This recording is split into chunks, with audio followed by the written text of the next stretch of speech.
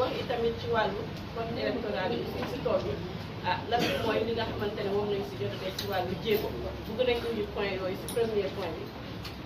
bu dee ci deuxième point bi itam bëgg nañu wax ci wàllu situation sénégalais ñun ñëpp xam nañ ne actuellement sénégalais yi ñu ngi jooy de partout ndax cherté de la vie bi nga xamante ne moom moo fi am ak li nga xamante ne moom la ñu ubbee sànq mooy wàllu immigration irrégulière bi nga xamante ne moom moo am ak cause yi nga xamante ne moom moo ko waral nekk fi te boobu ba léegi suñu benn solution wala benn acte boo xamante ne teg nañ ko pour solutionné ko ñun nag en tant que groupe parlementaire Yewwi Askan Wi ñuy gis loolu di ko métitlu am nañ ci tey pour wax ci ngir ki nga xamante ne moo fi nekk tey nguur gi ñu jël si ay décision pour ñu ko régler définitivement loolu moom moo tax dañuy njëkk jox kàddu gi Birame Souleye njëkk ñëw ci wàllu français ci ñaari point yi nga xamante ne moom lañ fi wax dina ko détaillé suñu paree ci moom dinañ jox suñu mbokk ñi Ahmed Aïdara moom mu ñëw ci wàllu olof point yi nga xamante ne tamit moom la ñu cité fii mu ñëw ci wàllu détail bi xam naa kon point de presse bi noonu lay tëddee sans plus tarder dañuy jox parole bi président du parlementaire. Bien dans cette salle qui a été le lieu de notre dernière rencontre. Vous avez suivi après les développements qu'il y a eu.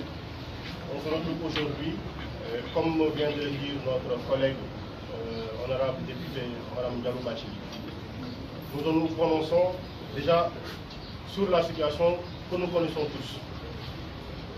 Le rappel profitant aux citoyens, il est bon qu'on le fasse, c'est un peu revenir sur la situation que nous avons avec l'exercice des libertés. Vous avez tous l'information comme quoi aujourd'hui, il y a au Sénégal 1062 détenus politiques. Il y a eu, il y a quelques jours, 300 grévistes de la faim. Aujourd'hui, nous en avons une bonne cinquantaine. Et dans ce lot, beaucoup ont été en réanimation et sont aujourd'hui dans une situation sanitaire critique. Pour certains d'entre eux, vous avez bien reçu l'information qu'il leur a été refusé pendant un moment les soins sous le prétexte qu'ils étaient en grève de la faim. Et le constat global, c'est que on parle bien de la situation des grévistes de la faim, mais on ne l'a pas encore abordé sous le lien holistique pour savoir quelle en est la cause et quelles peuvent en être les conséquences. On pose la question sous le simple prisme pour nous faire voir que aujourd'hui, le gouvernement du Sénégal pousse les détenus politiques à exercer la seule méthode de résistance qui leur est offerte. Parce que vous savez tous qu'en prison, on ne peut pas organiser de marche. En prison, on ne peut pas organiser de manifestations. On ne peut pas organiser de sitting. On ne peut pas y faire de conférences de presse comme nous sommes en train de le faire aujourd'hui. On ne peut pas y organiser de pétitions. Voilà un ensemble de personnes, pour la majorité, qu'on a pris parce qu'elles ont marché, parce qu'elles ont exprimé une simple colère, parce qu'elles ont mis une opinion sur le Facebook, parce qu'elles ont donné un avis contradictoire. Ces personnes-là, tous sont qualifiées de terroristes, de personnes qui ont menacé la sécurité publique, de personnes qui ont porté atteinte à l'intégrité morale, politique, d'autorité politique. Aujourd'hui, toutes ces personnes-là sont placées sous mandat de dépôt avec des instructions pour une durée qu'on ne connaît pas, simplement parce que ce qu'on leur a reproché, et ce sont des infractions qui sont comprises entre les articles 50 et 100 du Code pénal. Le procureur donc a la force absolue de pouvoir les garder en prison éternellement sans les entendre. Donc, toutes ces personnes-là qui sont en prison, voilà la situation à laquelle elles sont contraintes. Et parfois même, leurs familles ne peuvent pas avoir accès à elles pour ne serait-ce que les regarder. Et je vous informe que s'il y a 1062 détenus, les détenus sont en prison. Mais sachez qu'il y a 1062 familles qui sont en prison. Parce que la première chose que fait une famille quand elle a un détenu, c'est de réorganiser sa vie autour de la prison. Il est peut-être facile d'organiser sa vie quand on habite à Liberté 6, de l'organiser autour du camp pénal.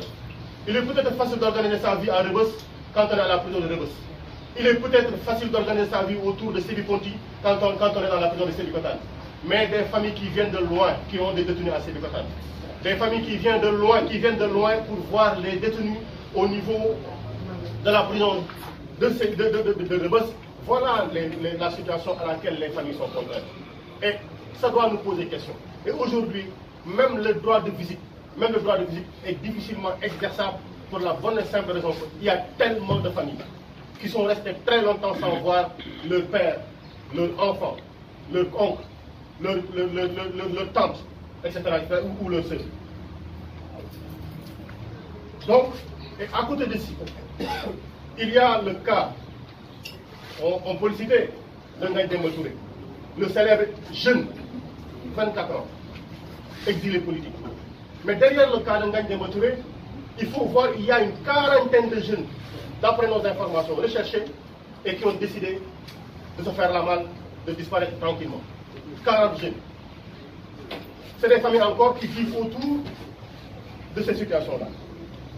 Il y a aujourd'hui cette chasse aux militants, parce que nous avons appris hier par des Sénégalais de la diaspora qu'il y a une liste de citoyens sénégalais vivant dans la diaspora qui a été déposée à l'aéroport, et vous avez très souvent des informations sur la situation de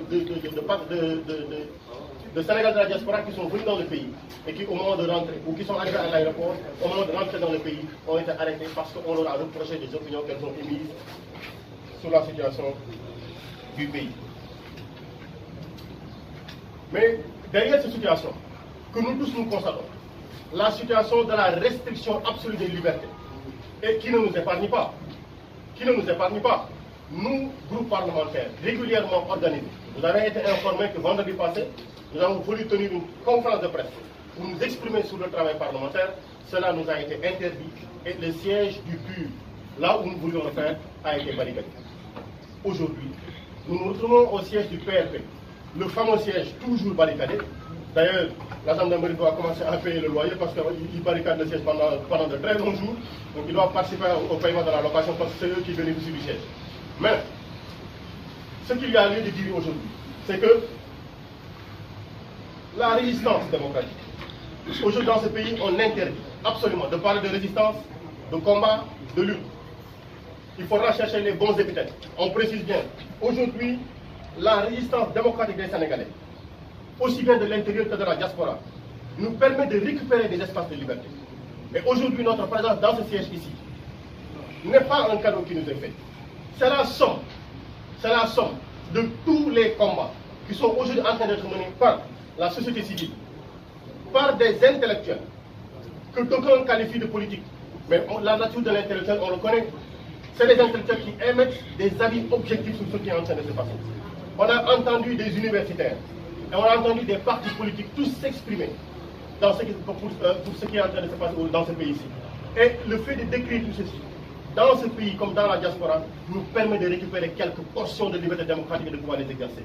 Et c'est au titre de la récupération de ces libertés démocratiques que le groupe parlementaire aujourd'hui est en train de s'exprimer, parce que ça lui a été interdit la semaine passée, aujourd'hui dans ce siège du PRP qui est toujours barricadé et aujourd'hui qui reste ouvert. Donc, ce que nous disons, il ne faut jamais cesser d'essayer d'exercer les libertés démocratiques. Il faut écrire, il faut demander des autorisations de marche, il faut informer la société internationale, il faut informer la communauté internationale, il faut continuer ces activités-là pour nous permettre de pouvoir encore et encore récupérer toutes ces portions de liberté démocratique qui nous ont été confisquées. Et pour conclure sur ce point, il y a le point essentiel. Vous le savez tous, tout ce qui est en train d'être organisé aujourd'hui au Sénégal est en train d'être organisé autour de la prochaine élection présidentielle. L'occasion de dire que Ousmane Sonko restera et est le candidat unique du parti Pastef. On va dire l'ex-parti Pastef, je dis bien Ousmane Sonko reste et restera le candidat unique du parti Pastef et de la coalition qui s'organisera autour de ceci.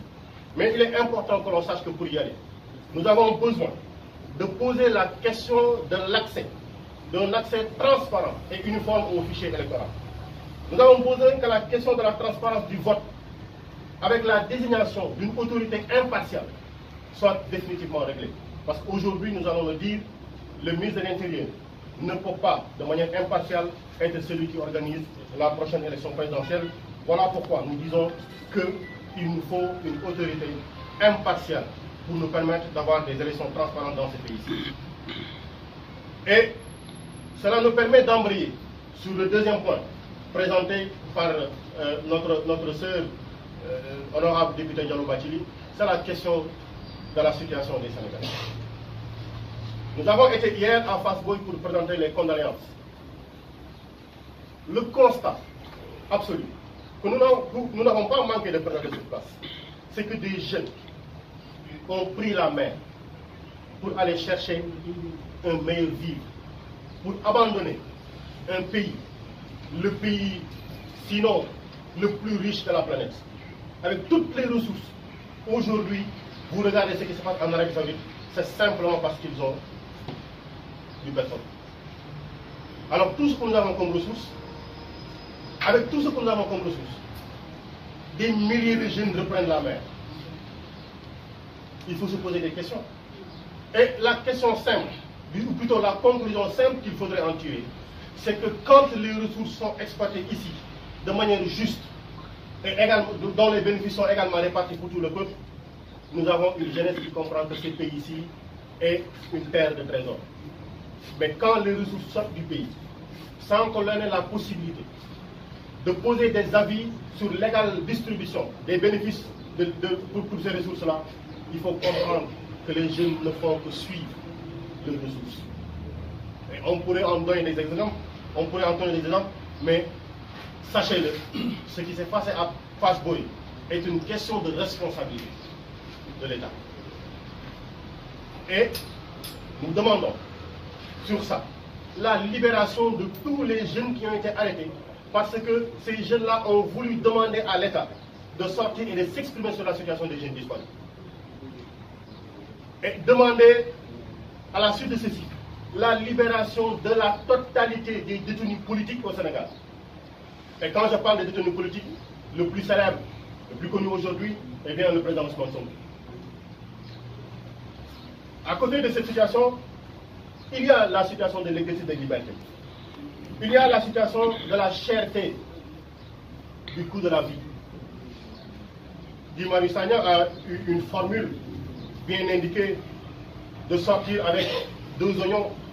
Je lui avais demandé d'en ramener, peut-être qu'il a oublié ou qu'il n'y a plus d'oignons chez lui. On n'a pas pu ramener des oignons, hein. Mais la vie coûte cher, l'électricité coûte cher. On peut donner des exemples et des exemples. Aujourd'hui, les véritables débats dans ce pays auraient dû être ces questions-là. Mais on nous contraint à nous battre pour permettre à un opposant d'exercer ses libertés démocratiques sous le joug d'une grande manipulation. Et cette situation de la vie des Sénégalais nous amène encore à donner juste un exemple sur la situation du monde agricole. Est-ce que vous savez qu'aujourd'hui, pour la population rurale, on leur donne 2 kg d'engrais par personne imposable. 2 kg d'engrais. Ça veut dire quoi? Ça veut dire que pour qu'une famille puisse avoir 50 kg d'engrais, il faut que la famille soit composée de 25 personnes imposables. Et sachez que si 1 hectare, pour 1 hectare, il faut 150 kg d'engrais, faites la multiplication, il faut 75 personnes pour une famille pour mettre de l'engrais sur un champ de 1 hectare. Alors qu'on nous déclare bien que le budget pour la campagne agricole pour cette année-ci est de 100 milliards. Posez-vous des questions. Et ce que je dis là est vérifiable dans la commune de Diamal. Parce qu'ils vont dire non, ça c'est pas vrai. Ils vont nous amener des gens qui vont nous dire, mais voilà, qui vont nous apporter la contradiction. Allez-y à Diamal, dans la commune de Diamal, dans le département du Birkelane, vous vérifiez ces informations. Et au titre de ces mêmes situations, on aurait pu prendre la situation des licences de pêche, des licences de pêche. La situation des ressources minérales, minières, on aurait pu en prendre encore des exemples. C'est simplement pour dire que ce que nous avons aujourd'hui doit nous poser d'amples questions. On n'a plus le droit d'exercer les libertés démocratiques. On n'a plus le droit d'exprimer nos contradictions. Et pendant ce temps aussi, on nous ôte la liberté de vivre dans le bonheur dans ce pays-ci, parce qu'il n'y a pas d'emploi, parce que l'agriculture n'est pas soutenue, parce que. Voilà en somme. C'est pourquoi nous avons dit que nous rencontrons aujourd'hui la presse pour poser ces jalons-ci et leur dire voici les informations que nous voulions partager avec vous. Nous vous remercions.